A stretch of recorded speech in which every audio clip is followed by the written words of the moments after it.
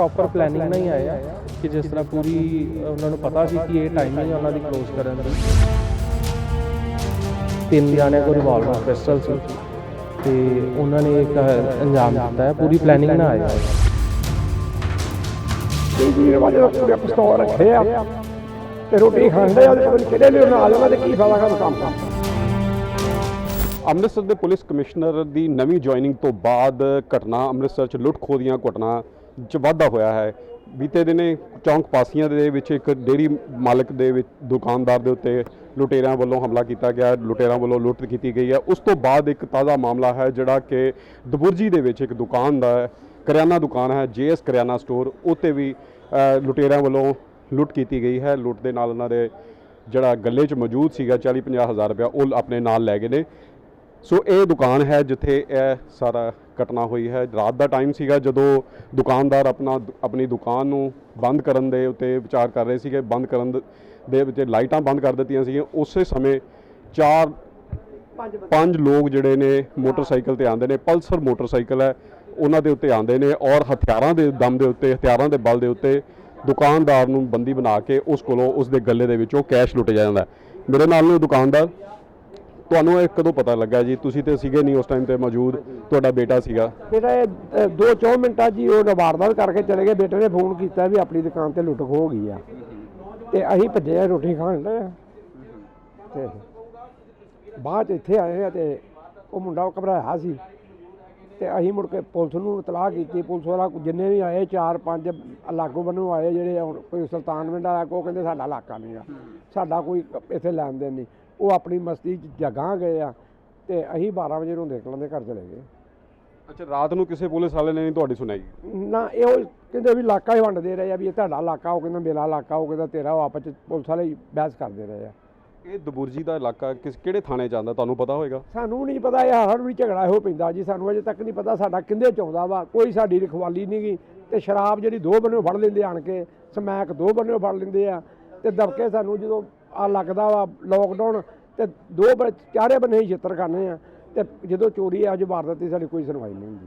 ਮਤਲਬ ਸਿਰਫ ਜਦੋਂ ਪੁਲਿਸ ਜਿੱਥੋਂ ਸ਼ਰਾਬ ਫੜਨੀ ਹੈ ਜਾਂ ਜਿੱਥੇ ਉਹਨਾਂ ਨੂੰ ਪਤਾ ਲੱਗ ਜਾਂਦਾ ਉਹ ਪੁਲਿਸ ਤੁਹਾਡੇ ਕੋਲ ਪਹੁੰਚਦੀ ਹੈ, ਪਰ ਤੁਹਾਨੂੰ ਇਹ ਨਹੀਂ ਪਤਾ ਕਿਉਂਕਿ ਦਬੁਰਜੀ ਦਾ ਏਰੀਆ ਹੈ, ਬਿਲਕੁਲ ਅੰਮ੍ਰਿਤਸਰ ਦੇ ਨਾਲ ਸਟਿਆ ਹੋਇਆ ਏਰੀਆ ਹੈ, ਅੰਮ੍ਰਿਤਸਰ ਸ਼ਹਿਰ 'ਚ ਹੀ ਆਉਂਦਾ। ਹਾਂਜੀ ਹਾਂਜੀ, ਤੇ ਸਾਡੀ ਕੋਈ ਗੱਲਬਾਤ ਨਹੀਂ, ਕਿਉਂਕਿ ਅਸੀਂ ਬੜੀ ਵਾਰੀ ਮੰਗ ਕਰ ਚੁੱਕੇ ਹਾਂ ਵੀ ਸਾਡੇ ਕੋਈ ਇੱਥੇ ਨਾਕਾ ਕੋ ਪੁਲਿਸ ਦਿੱਤੀ ਜਾਵੇ ਤੇ ਸਾਡਾ ਤਾਂ ਮਨ ਕਰਦਾ ਪੰਜਾਬ ਛੱਡ ਕੇ ਚੱਲ ਜੀਏ ਵੀ ਇਹੋ ਜਿਹੀ ਜ਼ਿੰਦਗੀ ਕਈ ਜੀ ਰਵਾਜੇ ਦਾ ਪੂਰੇ ਪਿਸਤੌਲ ਰੱਖੇ ਆ ਤੇ ਰੋਟੀ ਖਾਂਦੇ ਆ ਤੇ ਪਤਾ ਨਹੀਂ ਕਿਹੜੇ ਲਈ ਆ ਜਾਣਾ ਤੇ ਕੀ ਫਾਇਦਾ ਕੰਮ ਕਰਨਾ। ਕੋਈ ਤੁਹਾਨੂੰ ਨਹੀਂ, ਤੁਸੀਂ ਤਾਂ ਮੌਕੇ ਤੇ ਮੌਜੂਦ ਨਹੀਂ ਸੀਗੇ, ਤੁਹਾਡਾ ਬੇਟਾ ਸੀਗਾ ਉਸ ਟਾਈਮ ਦੇ ਉੱਤੇ ਮੌਜੂਦ। ਜਦੋਂ ਹਾਲਾਤ ਇਹੋ ਜਿਹੇ ਹੋ ਗਿਆ, ਬੇਟੇ ਨੂੰ ਉਹਨਾਂ ਨੇ ਕੰਨ ਪੱਟੀ ਤੇ ਬੰਦੂਕ ਰੱਖਦੀ, ਜੋ CCTV ਵੇਖੇ ਨੇ ਉਸ ਦਿਨ ਤਾਂ 3-4 ਲੋਕ ਸੀਗੇ, ਬਾਹਰੋਂ ਤੁਹਾਡਾ ਨੌਕਰ ਵੀ ਉਹਨੂੰ ਵੀ ਲੈ ਕੇ ਆਉਂਦੇ ਨੇ। ਇਹ ਤੁਹਾਨੂੰ ਸਮਝ ਹੀ ਨਹੀਂ ਆ ਸਕੀ ਉਸ ਟਾਈਮ ਕਿ ਕੀ ਅਸੀਂ ਹੋਇਆ? ਅਸੀਂ ਕੀ ਕਰ ਸਕਦੇ ਹਾਂ ਜੀ? ਜੋ ਵਾਰਦਾਤ ਕਰਕੇ ਪੈਸੇ ਲੈ ਗਏ ਤੇ ਅਸੀਂ ਸਹਿਮ ਗਏ ਵੀ ਅਸੀਂ ਘਰ ਵੀ ਨਾ ਰਹੀਏ, ਘਰ ਵੀ ਰਹਿਣ ਤੇ ਤੁਹਾਡਾ ਮਨ ਨਹੀਂ ਕੀਤਾ ਵੀ ਕਿਤੇ ਹੋਰ ਚੱਲ ਜਾਈਏ ਸੇਫ ਜਗ੍ਹਾ। ਇਹ ਕਿੰਨੀ ਦੇਰ ਹੋ ਗਈ ਹੈ ਦੁਕਾਨ ਨੂੰ ਕਰਦੇ ਤੁਹਾਨੂੰ? ਇਹ 30-35 ਸਾਲ ਹੋ ਗਏ ਜੀ ਸਾਨੂੰ ਕਰਦੇ। ਚੋਰੀ ਸਾਡੀ ਵੱਡੀ ਇਹਦੀ ਹੋਈ ਆ ਤਾਂ ਅਸੀਂ ਰਿਪੋਰਟ ਵੀ ਨਹੀਂ ਲਿਖਾਉਂਦੀ ਵੀ ਸਾਨੂੰ ਕੀ ਮਿਲਣਾ ਵਾ, ਤੇ ਜਿਹੜੀ ਆਹ ਵਾਰਦਾਤ ਵਾ ਇਹਦੇ ਮੁਤਾਬਕ ਸਾਨੂੰ ਮੁਸ਼ਕਲ ਬੜੀ ਹੈ ਜੀ। ਤੁਹਾਨੂੰ ਲੱਗਦਾ ਹੈ ਕਿ ਵੀ ਕਿਸੇ ਨੇ ਤੁਹਾਡੇ ਉੱਤੇ ਜਿਹੜਾ ਕੋਈ ਜਾਣਕਾਰੀ ਹੋਏਗਾ ਤੁਹਾਡੇ ਕੋਲ ਪਹੁੰਚਿਆ ਹੈ ਜਿਹੜੇ ਇੱਥੇ? ਸਾਨੂੰ ਇਹਦੇ ਬਾਰੇ ਕੋਈ ਨੌਲੇਜ ਨਹੀਂ। ਤੁਸੀਂ ਦੇਖਿਆ ਕਿ ਦੁਕਾਨਦਾਰ ਦੇ ਅੰਦਰ ਪੂਰਾ ਸਹਿਮ ਦਾ ਮਾਹੌਲ ਹੈ। ਦੁਕਾਨਦਾਰ ਆਪ ਤਾਂ ਜਿਹੜੇ ਉਸ ਟਾਈਮ ਤੇ ਮੌਜੂਦ ਸੀਗੇ, ਜਿਨ੍ਹਾਂ ਦੇ ਲੁੱਟ ਖੋਈ ਇਹਨਾਂ ਦੇ ਬੇਟੇ ਸੀਗੇ ਉਸ ਟਾਈਮ, ਜਿਨ੍ਹਾਂ ਦੇ ਕੋਲੋਂ ਦੁਕਾਨ ਵਧਾ ਰਹੇ ਸੀਗੇ ਔਰ ਲੁਟੇਰਿਆਂ ਨੇ ਉਹਨਾਂ ਨੂੰ ਗਨ ਪੁਆਇੰਟ ਦੇ ਉੱਤੇ ਦੱਸਿਆ ਜਾ ਰਿਹਾ ਕਿ 5 ਲੁਟੇਰੇ ਸਨ ਜਿਨ੍ਹਾਂ ਕੋਲ ਹਥਿਆਰ ਸੀਗੇ, ਬੰਦੂਕਾਂ ਕੱਢ ਕੇ, ਪਿਸਤੌਲਾਂ ਕੱਢ ਕੇ ਉਹ ਅੰਦਰ ਦੁਕਾਨ ਦੇ ਅੰਦਰ ਐਂਟਰ ਹੁੰਦੇ ਨੇ। ਬਾਹਰ ਦੁਕਾਨ ਦੇ ਬਾਹਰ ਜਿਹੜਾ ਮੁਲਾਜ਼ਮ ਸੀਗਾ ਦੁਕਾਨ ਦਾ ਉਸ ਨੂੰ ਵੀ ਨਾਲ ਲੈ ਕੇ ਅੰਦਰ ਆ ਜਾਂਦੇ ਨੇ ਔਰ ਇਸ ਕੋਲੋਂ ਜਬਰੀ ਜਿਹੜਾ ਅੰਦਰ ਗੱਲਾ ਸੀਗਾ ਉਹਦੇ ਅੰਦਰੋਂ ਪੈਸੇ ਕੱਢੇ ਜਾਂਦੇ ਨੇ ਔਰ ਲੈ ਕੇ ਫਰਾਰ ਹੋ ਜਾਂਦੇ ਨੇ।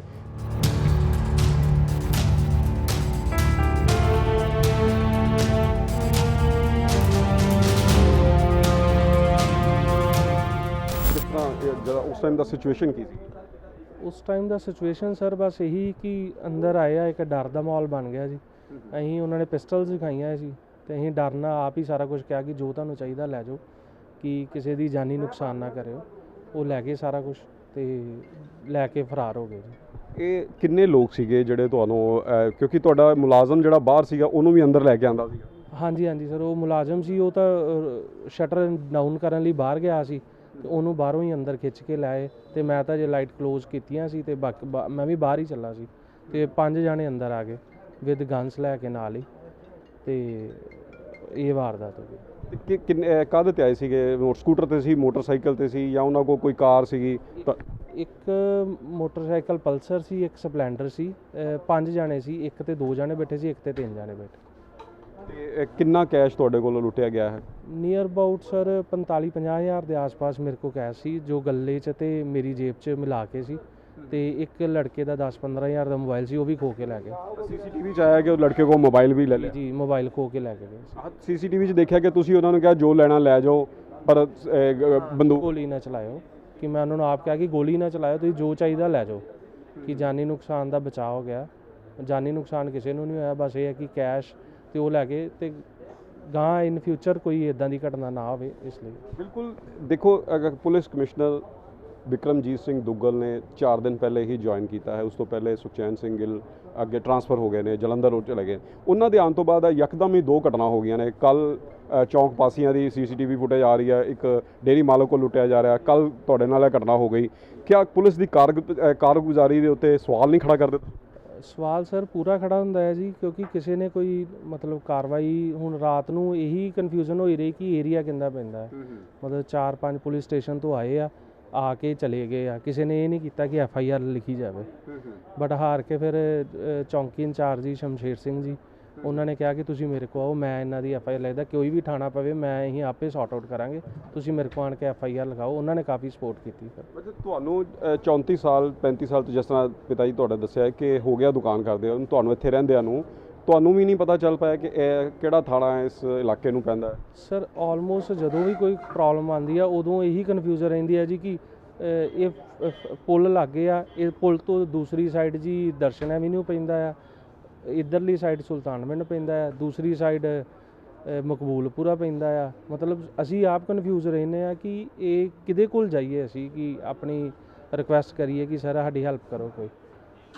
ਤੇ ਜਦੋਂ ਤੁਹਾਡੀ ਇਹ ਘਟਨਾ ਹੋ ਗਈ, ਸੁਭਾਵਿਕ ਹੈ ਕਿ ਉਸ ਟਾਈਮ ਤੇ ਪੁਲਿਸ ਨੂੰ ਜਾ ਕੇ ਤੁਸੀਂ ਕਿਸੇ ਨੇ ਪਹੁੰਚ ਕੀਤੀ ਹੋਏਗੀ, ਉਦੋਂ ਵੀ ਤੁਹਾਨੂੰ ਇਹ ਕਰੋਗੇ B ਕੋਲ ਗਏ, C ਕੋਲ ਗਏ, ਉਹਨਾਂ ਨੇ ਵੀ ਇਹੀ ਤੁਹਾਨੂੰ ਜਵਾਬ ਦਿੱਤਾ ਕਿ ਸਾਡਾ ਏਰੀਆ ਨਹੀਂ? ਹਾਂਜੀ ਹਾਂਜੀ ਸਰ, ਜਦੋਂ ਵੀ ਆਏ ਉਦੋਂ ਸਾਰਿਆਂ ਨੇ ਇਹੀ ਕਹਿੰਦੇ ਰਹੇ ਕਿ ਸਾਡਾ ਏਰੀਆ ਨਹੀਂ, ਸਾਡਾ ਏਰੀਆ ਨਹੀਂ।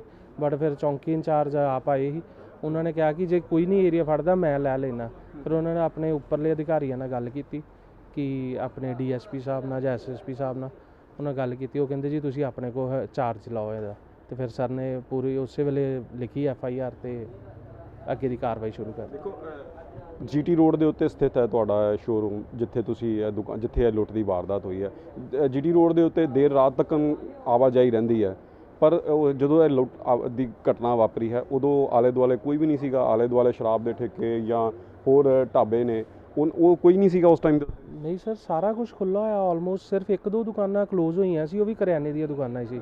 ਅਸੀਂ ਵੀ ਜਸਟ ਬਾਹਰ ਹੀ ਜਾ ਰਹੇ ਸੀ, ਬਟ ਆਲਮੋਸਟ ਸਾਰਾ ਅੱਡਾ ਖੁੱਲ੍ਹਾ ਸੀ। ਠੇਕਾ ਵੀ ਖੁੱਲ੍ਹਾ ਹੋਇਆ ਸੀ। ਰਾਤ 11 ਵਜੇ ਠੇਕੇ ਵਾਲੇ ਨੂੰ ਕਿਹਾ ਕਿ ਵਾਰਦਾਤ ਹੋ ਗਈ ਆ, ਤੂੰ ਕਲੋਜ਼ ਕਰ ਦੇ, ਬਟ ਉਹ ਹਜੇ ਤੱਕ 11 ਵਜੇ ਤੱਕ ਠੇਕਾ ਖੁੱਲ੍ਹਾ ਰਿਹਾ। ਤੇ ਲਾਗੇ ਬੰਨੇ ਢਾਬੇ ਆ, ਉਹ ਵੀ ਖੁੱਲ੍ਹੇ ਪਏ ਸੀ, ਕੋਈ ਇਦਾਂ ਦੀ ਗੱਲ ਹੀ ਨਹੀਂ ਸੀ।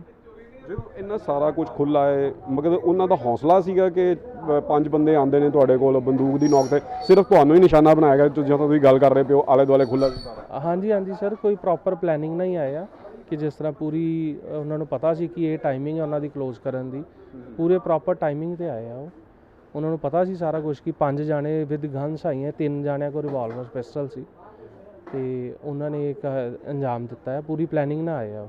ਘਟਨਾ ਤੇ ਤੁਹਾਡੇ ਕੋਲ CCTV 'ਚ ਕੈਦ ਹੋ ਗਈ, ਪਰ ਉਹਨਾਂ ਨੇ ਵੇਖਿਆ ਕਿ ਉਹਨਾਂ ਦੇ ਮੂੰਹ ਢੱਕੇ ਹੋਏ ਸੀਗੇ। ਇੱਕ ਦਾ ਚਿਹਰਾ ਕਿਤੇ ਕਿਸੇ ਕਾਰਨ ਸਾਫ਼ ਨਜ਼ਰ ਆ ਰਿਹਾ, ਤੇ ਤੁਸੀਂ ਵੇਖਿਆ ਹੈ ਕੋਈ ਉਹਨਾਂ ਨੂੰ ਪਹਿਚਾਣ ਹੋ ਪਾ ਰਹੀ ਹੈ, ਜਾਂ ਕੋਈ ਉਹਨਾਂ ਕੋਲ ਤੁਸੀਂ ਦੇਖ ਰਹੇ ਹੋ ਕਿਸੇ ਤਰ੍ਹਾਂ ਵੀ ਅਸੀਂ ਉਹਨਾਂ ਨੂੰ ਜਾਣਦੇ ਹਾਂ? ਨਹੀਂ ਸਰ, ਮਤਲਬ ਫੇਸ ਤਾਂ ਇੱਕ ਬੰਦੇ ਦਾ ਸਾਫ਼ ਦਿਖਾਈ ਦੇ ਰਿਹਾ, ਬਟ ਇਹ ਨਹੀਂ ਪਤਾ ਕਿ ਉਹ ਕਦੀ ਉਹਨਾਂ ਨੂੰ ਦੇਖਿਆ ਜਾਂ ਨਹੀਂ, ਇਹਦੇ ਬਾਰੇ ਨਹੀਂ ਪਤਾ। ਨਸ਼ੇੜੀ ਲੱਗ ਰਹੇ ਸੀ ਕੋਈ ਕਿ ਲੁਟੇਰੇ ਲੱਗ ਰਹੇ ਸੀ?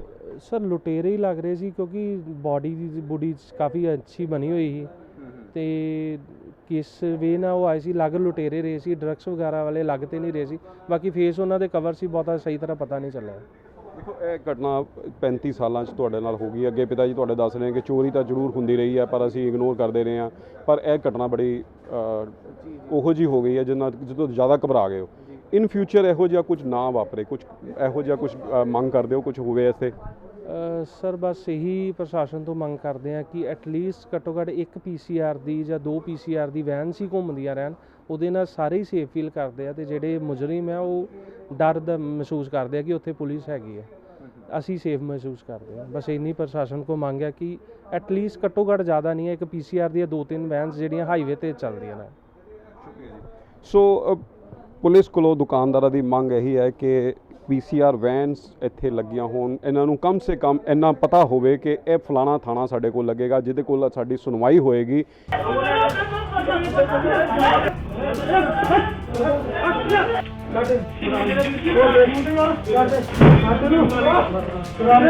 मैं जी sub inspector Shamsher Singh in charge चौंकी दबुरजी थाना चाटीविंड अंमृतसर दिहात। जी सर, क्या वारदात हुई? ये जी कल रात 9 बजे की वारदात है जी।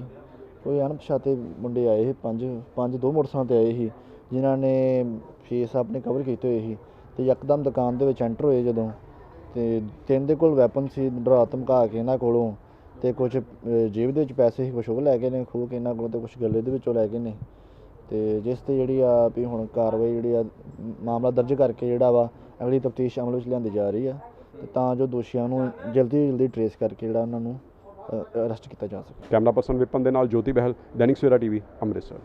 ਅਲੀਸ਼ਾ ਬੇਗਮ ਇੱਕ ਔਰਤ ਦਾ ਦੁੱਖ ਇੱਕ ਔਰਤ ਹੀ ਸਮਝ ਸਕਦੀ ਹੈ। ਰੂਹਾਨੀ ਅਤੇ ਕਾਲੀ ਸ਼ਕਤੀਆਂ ਦੀ ਮਾਲਕਨ, ਦੁਨੀਆ ਦਾ ਸਭ ਤੋਂ ਚਮਤਕਾਰੀ ਇਲਮ ਮੇਰੇ ਕੋਲ ਹੈ। ਮੇਰੇ ਕੀਤੇ ਨੂੰ ਕੋਈ ਕੱਟ ਨਹੀਂ ਸਕਦਾ। ਕਾਲਾ ਇਲਮ ਕਰਨਾ ਅਤੇ ਤੋੜਨਾ ਹਰ ਇੱਕ ਦੇ ਵੱਸ ਦੀ ਗੱਲ ਨਹੀਂ। ਪਰੇਸ਼ਾਨੀ ਜਿਵੇਂ ਲਵ ਮੈਰਿਜ, ਪਤੀ ਪਤਨੀ 'ਚ ਝਗੜਾ, ਸੌਤਨ ਦੁਸ਼ਮਣ ਤੋਂ ਛੁਟਕਾਰਾ, ਤਲਾਕ ਕੇਸ, ਬੁਰੇ ਸੁਪਨੇ, ਵਿਦੇਸ਼ ਯਾਤਰਾ, ਬੁਰੀ ਸੰਗਤ ਜਾਂ ਨਸ਼ਾ ਛੁਡਾਉਣਾ, ਬਿਮਾਰੀ 'ਚ ਦਵਾ ਨਾ ਲੱਗਣਾ। ਵਸ਼ੀਕਰਨ ਇੱਕ ਸੱਚਾਈ ਹੈ। ਵਸ਼ੀਕਰਨ ਕਰਵਾਓ, ਮਨ ਚਾਹਾ ਪਿਆਰ ਪਾਓ। ਕੀ ਤੁਹਾਡੀ ਕਿਸਮਤ 'ਚ ਲੋਟਰੀ ਦਾ ਯੋਗ ਹੈ ਜਾਂ ਨਹੀਂ? ਸੱਚਾਈ ਜਾਣੋ। ਲੋਟਰੀ ਨੰਬਰ ਪਾਓ, ਭਾਵੇਂ 649 ਹੋਵੇ ਜਾਂ ਲੋਟੋ ਮੈਕਸ। 11 ਘੰਟੇ 'ਚ ਕਰਵਾਓ ਹਰ ਪਰੇਸ਼ਾਨੀ ਦਾ ਹੱਲ ਘਰ ਬੈਠੇ। ਅਸ਼ਟਾਮ ਪੇਪਰ ਤੇ ਲਿਖ ਕੇ ਲਵੋ ਕੰਮ ਦੀ ਗਾਰੰਟੀ। ਜਾਂ ਕਹਿਣੇ ਤੋਂ ਬਾਹਰ तुरंत संपर्क करो, ਤੁਹਾਡੀ ਹਰ ਗੱਲ ਗੁਪਤ ਰੱਖੀ ਜਾਵੇਗੀ। ਅਲੀਸ਼ਾ ਬੇਗਮ।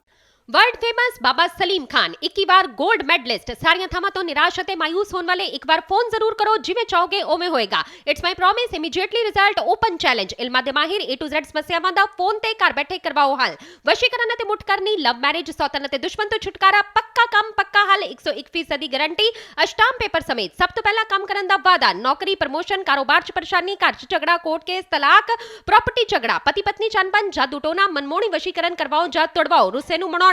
हुणे कॉल करो बाबा सलीम खान 98 199 37 467।